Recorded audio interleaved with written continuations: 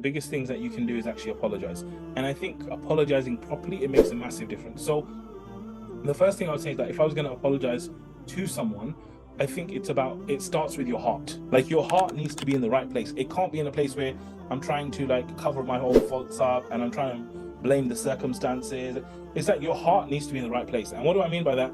I mean your heart needs to be like completely like away from ego. And once your heart is in the right place, I think that goes a long way for getting forgiveness. Once your heart is in the right place, then it's about going forward and saying, look, this situation, I want to basically get your permission to speak to you about it. And I promise you, I don't want to hurt you or anything like that. I just want to speak to you and I want to be very like open about this thing. Is it okay if I speak to you? So getting permission, right? Then what I would do is I would basically talk about the situation.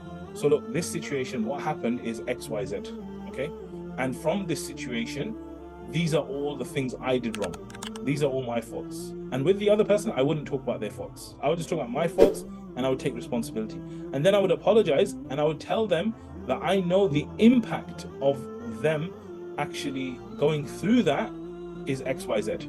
So for example, let's say that you didn't pay someone on time. It could be that because of you, they've had to basically arrange money. And that was stressful for them and it was difficult and maybe it affected their trust and maybe they started wondering if they should ever lend money to people again. And this, so you tell them that you should understand the impact that it has had on them. And once you apologize like that and you show them the impact and then you say, from now on, this is actually how I'm going to behave instead of this, please, can you forgive me? Can we move on from it? This and this and this. And I think if you follow that structure, the other person, they feel understood, they feel like you get it, they feel like this and that, and inshallah the forgiveness will be very easy and very smooth. But if you do it properly, there is a chance it could be better. Why?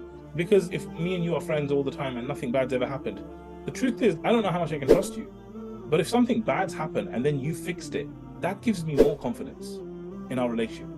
So don't feel like, oh yeah, just because I'm asking for forgiveness or I talk about this, it's going to ruin the relationship. They might feel afterwards that this is an honest person. This is a genuine person. This is a person who actually made a mistake. They put their hands up honestly and they showed to me that they are trustworthy. That might actually really improve your relationship.